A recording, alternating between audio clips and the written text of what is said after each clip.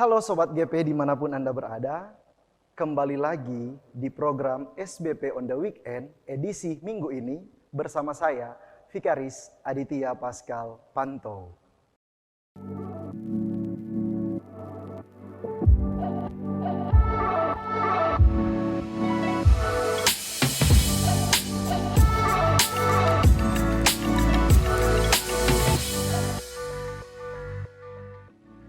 Teman-teman yang diberkati oleh Tuhan, sebelum kita membaca Alkitab dan merenungkan firman Tuhan, marilah kita berdoa.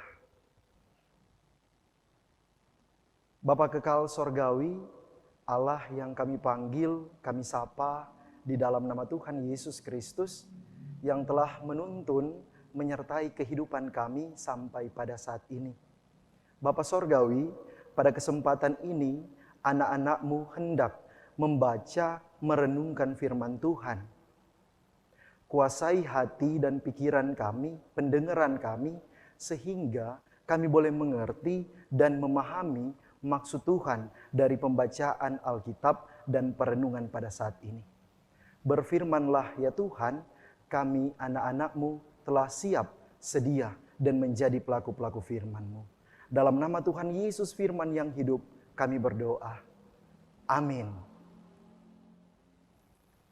Teman-teman yang diberkati dan dikasihi oleh Tuhan, sesuai dengan SBP hari ini, kita akan membaca Alkitab yang diambil dari kitab 1 Tesalonika pasal 5 ayat 23 dan 24 yang menyatakan, semoga Allah damai sejahtera menguduskan kamu seluruhnya, dan semoga roh, jiwa dan tubuhmu terpelihara sempurna dengan tak bercacat pada tangan Yesus Kristus Tuhan kita.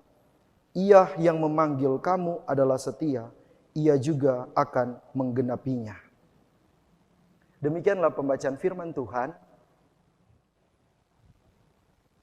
Teman-teman yang diberkati oleh Tuhan, tema perenungan dari SBP edisi kali ini ialah setia di dalam Yesus Kristus.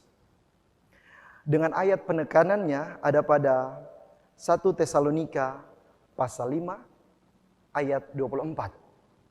Teman-teman yang diberkati oleh Tuhan, kita sudah tiba di hari terakhir, minggu 1 dengan tema berkat Allah melimpah dalam kerja dan usaha manusia. Hari terakhir ini kita mencari kehendak Allah dalam tema tersebut dari perspektif 1 Tesalonika 5 ayat 23 dan 24. 1 Tesalonika 5 ayat 23 dan 24 bagian dari keseluruhan 1 Tesalonika 5 ayat 23 sampai 28 berjudul Salam, akhir dari 1 Tesalonika. 1 Tesalonika 5 ayat 23 sampai 28 berisi harapan dan pernyataan di dalam Yesus Kristus ayat 23 dan 24. Permohonan ayat 25, salam penutup ayat 26, penegasan ayat 27, dan berkat Paulus kepada jemaat Tesalonika ayat 28. Maksudnya ayat 23 dan 24 dipahami dalam konteks penutupan sebuah surat. Sebagaimana telah diutarakan di atas, bahwa ayat 23 dan 24 berisi harapan dan pernyataan. Harapan yang tertulis dalam ayat 23 ditegaskan oleh pernyataan yang tertulis dalam ayat 24. Ia yang memanggil kamu adalah setia. Ia juga akan menggenapinya. Posisi dari pernyataan dalam ayat 24 itu menjadi sangat fundamental bagi keseluruhan 1 Tesalonika 5 ayat 23 sampai 28. Secara wajar dan sederhana dapat dipahami bahwa tanpa statement dalam ayat 24, maka sia-sialah harapan di ayat 23. Permohonan di ayat 25, salam penutup di ayat 27, dan berkat ayat 28. Bahkan makna-makna dalam keseluruhan 1 Tesalonika pasal 1 sampai pasal 5 menjadi runtuh.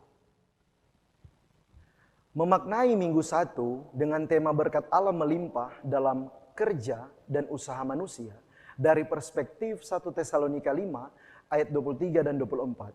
Khususnya ayat 24 adalah statement dalam ayat 24 berbunyi, Ia yang memanggil kamu adalah setia, Ia juga akan mengendapinya.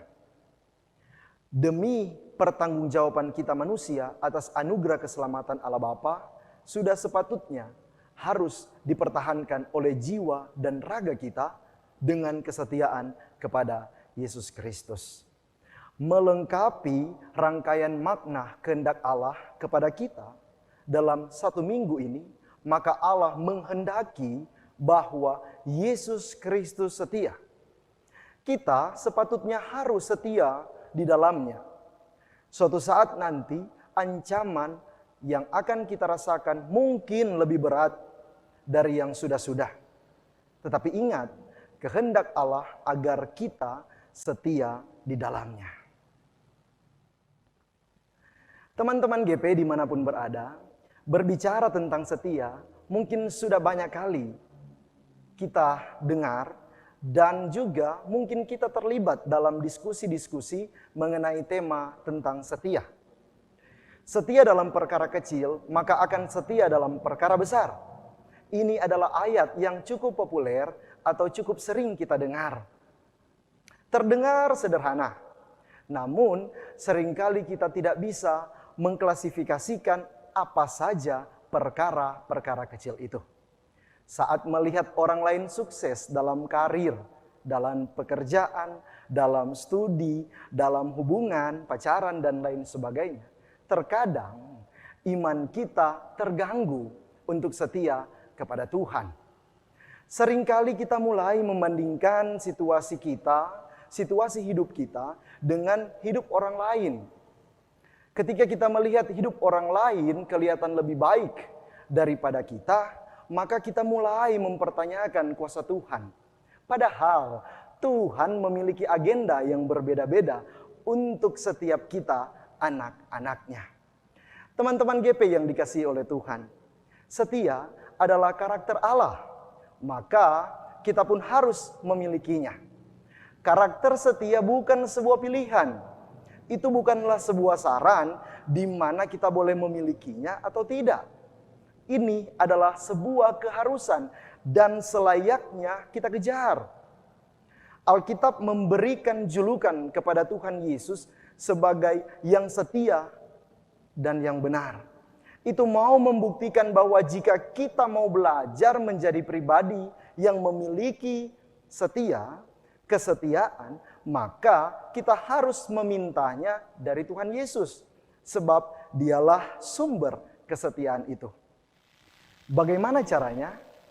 Tentunya semakin banyak waktu kita bersekutu dengan sang sumber kesetiaan itu, maka karakter kita akan terbentuk untuk semakin serupa dengan Dia. Kesetiaan bukan hanya didiskusikan atau dibicarakan, melainkan harus dilakukan. Setia yang kita ucapkan harus dibarengi dengan tindakan kita.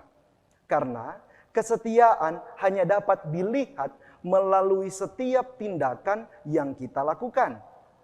Jika kita sudah setia kepada Tuhan dan apa yang dikehendaki oleh Dia, maka saya percaya kita juga akan setia kepada sesama kita.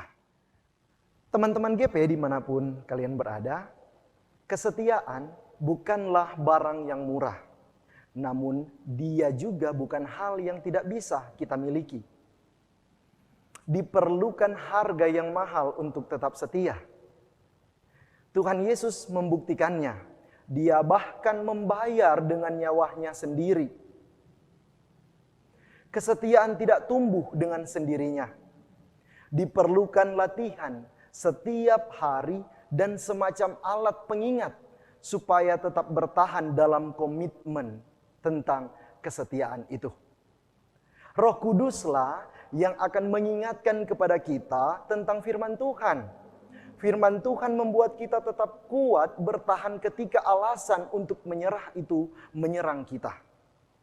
Tuhan Yesus telah memberikan pelajaran penting bagaimana kita tetap setia kepada Bapa di sorga. Teman-teman GP yang dikasihi oleh Tuhan, pertanyaannya buat kita, sudahkah kita setia kepada Tuhan? Sekali lagi, sudahkah kita setia kepada Tuhan? Jika sudah, mari kita tetap memperdalam kesetiaan itu dan mari kita berdampak bagi sekitar kita, bagi sesama kita. Dan jika belum terlambat untuk bagaimana kita memulainya. Mulai untuk setia kepada Tuhan.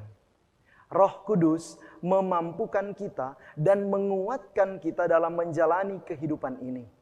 Ingat, setialah kepada Tuhan. Tuhan memberkati kita, terpujilah Kristus. Haleluya.